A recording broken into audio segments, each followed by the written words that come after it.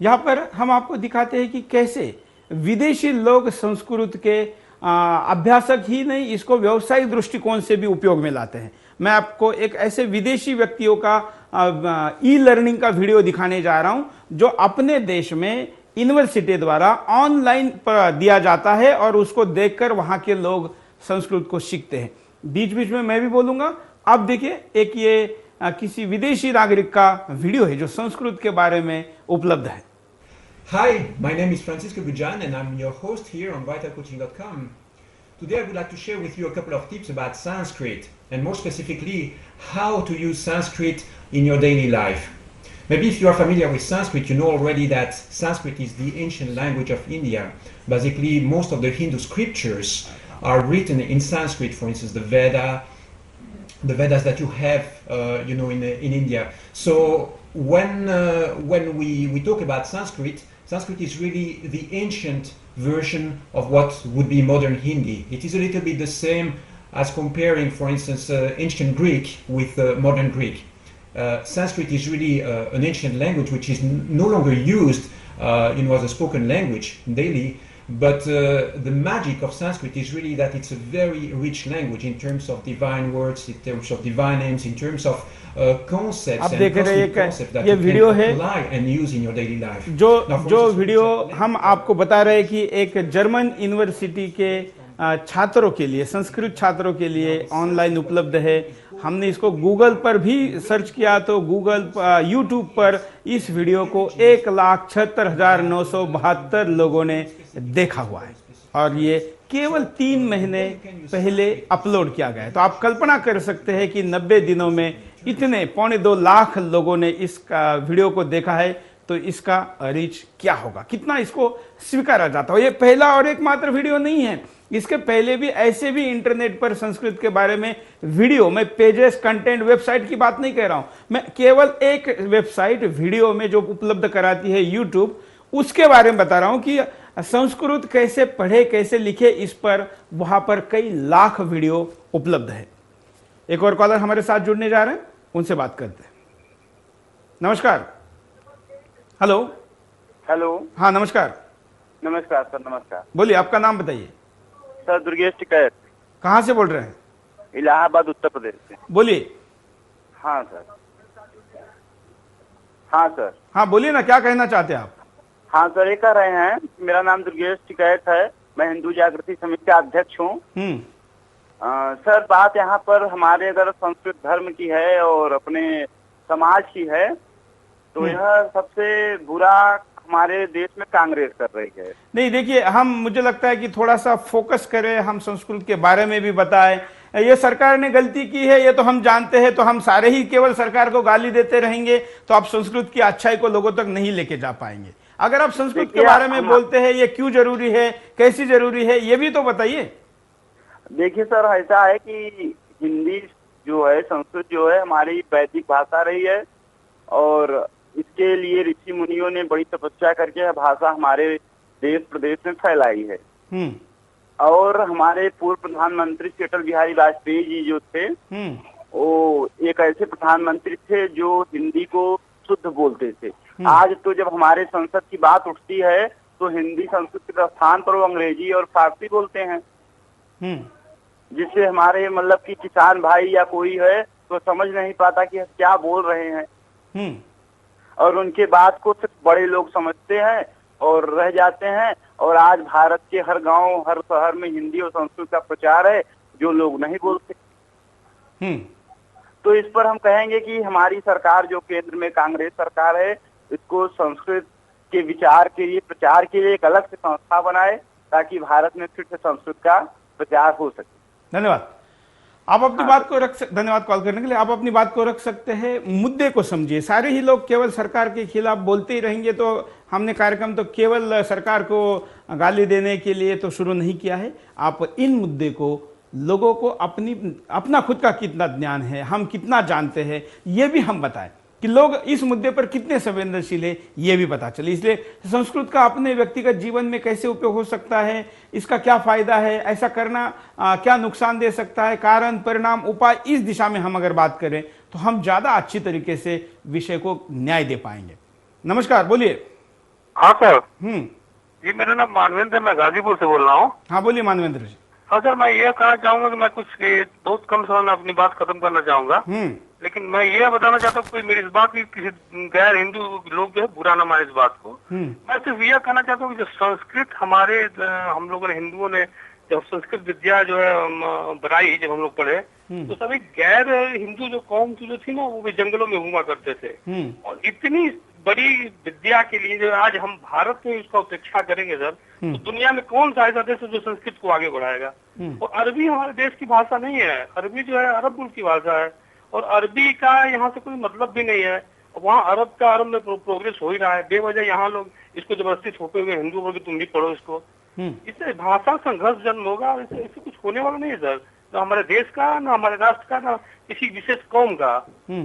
और सर इस तरह से मतलब नहीं होना चाहिए, और गवर्नमेंट को इस सब चीजों का वोट का कंपटीशन के लिए इस तरह का आग नहीं लगाना चाहिए। बस मैं यही कहना चाहूंगा। बिल्कुल, धन्यवाद। आप भी प्रतिक्रिया दे सकते हैं, अपनी बात को रख सकते हैं। और एक कॉलर भी हमारे साथ जुड़ने जा रहे हैं, लेकिन हम उसके पहले आपको दिखाना चाहते हैं कि कैसे ये सब होता है, इसके कारण क्या है। आपके सामने ये कारण। सरकार की नीतियां संस्कृत के लिए पोषक नहीं। सरकार का ध्यान सबसे ज्यादा अंग्रेजी पर है। संस्कृत के लिए काम करने वाले संगठन प्रभावी नहीं। भाषा से राजनीति का चलन। अरेबिक भाषा इस्लामिक शिक्षा के लिए उपयोग में लाई जाती है। संस्कृत अपनाने वाले भी उसको लेकर चिंतित नहीं। विदेश में चलन लेकिन भारत में कम हुआ। व्यावसायिक उपयोग नहीं हो रहा। पिछली सरकारों ने भी नजरअंदाज किया, जो अगले भी करते गए। यहाँ पर एसएमएस आया है, बीएस शर्मा दिल्ली से कहते हैं कि संस्कृत केवल पंडित की भाषा है, यहाँ तक ही हम इसको क्यों रखे हैं, यही कारण है कि ऐसे हो रहा है। एक और कॉलर हमारे साथ जुड़ने जा रहे हैं। नमस्कार, बोलिए क्या कहेंगे। हेलो। हाँ हेलो सर, नमस्कार। अभी जो अपने सामने कार्यक्रम चालू है ना, आपका वोट देना है। बोलिए बोलिए। हाँ, अभी हमारी संस्कृत भाषा है ना, तो अगर इसके जो पुराने तरुण शिष्य ये वगैरह राम रक्षा अगर ये पाठ किया जाए, हाँ, तो हमारी बुद्धि जो रहती है ना वो तेज हो जाती है। अब और अभी जो काम करते हैं उसमें हमारा मन लग सकता है। और एक पौराणिक भाषा है, अगर हमने ये संस्कृत भाषा ज्ञान ली, अगर संस्कृत हमने पढ़ा, तो कोई भी हम लैंग्वेज में, अंग्रेजी हो, मराठी हो, कोई भी लैंग्वेज में हम आगे जा सकते हैं। और एक बात बताना था मेरे को। धन्यवाद, बहुत अच्छी बात बताइए कि एक तरीके से ये बेसिक लैंग्वेज है अन्य भाषाओं के लिए भी। अगर आपकी संस्कृत अच्छी है तो आपकी इंग्लिश अपने आप अच्छी होगी, आपकी हिंदी अच्छी होगी, अन्य भारत की भाषा तो होगी। दुनिया की कई भाषाएं संस्कृत से निकली है, जन्मी है। आपको ऐसा दिखाता हुआ एक कार्यक्रम हम आपको दिखाना चाहते हैं। एक विदेशी टीवी चैनल पर चल रहा ये टॉक शो है, फेमस शो है, इसमें आपको बोलने की आजादी की तरीके से ये कार्यक्रम है, हम आपको दिखाते हैं। एक टीवी चैनल का कार्यक्रम, उनके सौजन्य से। ये विदेश में मैं जब था तो मैंने इस कार्यक्रम को देखा और आज आपके सामने लेकर आया हूं इस मुद्दे के बहाने। देखिए एक एंकर उस देश का एक्सपर्ट संस्कृत के बारे में क्या कहते, जरा ध्यान से सुनिए। भाषा भले ही कार्यक्रम की अंग्रेजी हो, आप समझने में आसानी से समझ पाएंगे, इस भाषा में है। देखते हैं। Hello, I'm Jeffrey Mishlove, host of Thinking Aloud. Our topic today is the Sanskrit tradition. My guest is Dr. Dean Brown, a theoretical physicist, Sanskrit scholar, entrepreneur, and translator of the Upanishads and the Yoga Sutras. Welcome, Dean. I'm very glad to be here. It's a pleasure to be with you. You know, I think many people who speak English don't realize that our own language, as well as most Western languages, have their origins in what is sometimes called the Proto-Indo-European language, which is really the same language from which Sanskrit and the Hindu traditions are derived. Yes, English, Russian, Icelandic, French, Greek are all dialects of a mother tongue that's spoken very widely in India and many parts of the world. We think of ourselves as being Western, and we think of India and its culture as being Eastern, but actually they have not only a common linguistic origin, but a common cultural basis as well. Yes, common thought. If we divide East and West, I would put the boundary between India and China, perhaps, but India is Western by my way of thinking. Well, and Buddhism, which was born in India and then moved to China, bridges that gap as well. So Buddhism is the West that went to the East.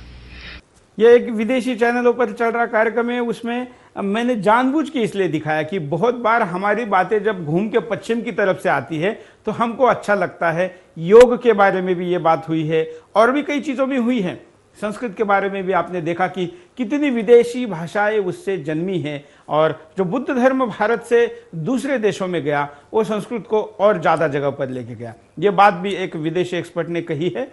कई बार हमको स्वदेशी बातें समझाने के लिए विदेशी expert का सहारा लेना पड़ता है। ये दुर्भाग्य है, लेकिन ये वास्तव है। एक और कॉलर, देखते क्या कहते। नमस्कार। हेलो। हेलो। हाँ बोलिए, आपका नाम बताइए। मेरा नाम राम बाबू शर्मा है जी। कहाँ से बोल रहे हैं राम बाबू जी? दिल्ली से बोल रहा हूँ जी, उत्तम नगर से। हाँ बोलिए, क्या कहेंगे? हाँ जी, मैं कहना चाहता हूँ कि ये जो हमारी संस्कृत भाषा है ये सारी भाषाओं की जननी है। हाँ। और दूसरे ये है कि मैं सर 3 जो है यूरोपियन देशों में रहा हूँ, जिसमें जर्मनी, स्विट्जरलैंड और फ्रांस है। हाँ। जबकि वहाँ के बहुत सारे शब्द हमारे संस्कृत से मिलते हुए हैं। और दूसरी बात ये है कि मैं एक बार जर्मनी में एक डॉक्टर से मिला था। हाँ। तो डॉक्टर ने संस्कृत का एक श्लोक जो है लिख करके अपने उसमें क्लिनिक में लगाया हुआ था, ये एक कैलेंडर में। वाह। और मेरे से उन्होंने बड़े खुश होकर के पूछा कि ये आपकी भाषा है, देवों की भाषा है, और आप इसके बारे में कुछ बता सकते हैं? लेकिन सर मैं पढ़ तो सकता हूँ, मतलब नहीं बता सकता था। इसलिए मैंने उनको कहा साहब मैं पढ़ तो दूंगा, लेकिन इसका मतलब बहुत गहरा है। वो बड़े खुश हुए इस चीज को देख कर। यानी हमारे लोग, अपने लोग संस्कृत से नफरत करते हैं और विदेशी लोग प्यार करते हैं। मैंने ये देखा, मेरी बड़ी आत्मा उस समय प्रसन्न हुई उनसे। वाह, आपने अपनी आंखों देखी बताई, बहुत अच्छी बात है। धन्यवाद। अपनी आंखों देखी, बिल्कुल सर, बिल्कुल धन्यवाद, बहुत अच्छी बात है। हाँ। जर्मन देश एक जिसका उल्लेख अभी हमारे कॉलर ने किया, ये एक ऐसा देश है जहां के विश्वविद्यालयों में संस्कृत के लिए विशेष विभाग बने हुए हैं और कंप्यूटर लैंग्वेज में जो कि अन्य प्रोग्रामिंग की भाषा होती है उसमें सबसे ज्यादा अगर कंटेंट या सॉफ्टवेयर को डेवलप करने में उपयोग अगर संस्कृत का किया जाए तो कम स्पेस में ज्यादा उसका उपयोग हो सकता है। ये शोध भी भारत में ना होकर पहले जर्मनी में हुआ है। आप अगर देखेंगे कि भारत के कई विद्यालयों में चॉइस में जब भाषा आती है तो संस्कृत और जर्मन को एक कैटेगरी में, एक ग्रुप में रखा जाता है क्योंकि दोनों आपस में बहुत ज्यादा मिलती जुलती है। ऐसे कई भाषाओं की जननी अब अपने जन्मदाते देश में, भूमि में ही आखिरी सांस ले रही है। ये दुखद है क्योंकि इससे होने वाले जो हमारे फायदे हो सकते हैं वो नहीं हो रहे, उल्टा नुकसान होने की स्थिति है। ऐसे में हम आपको डालते हैं नजर, दिखाते हैं कि क्या परिणाम हो सकते हैं संस्कृत को भूलने के और ऐसे निर्णयों के।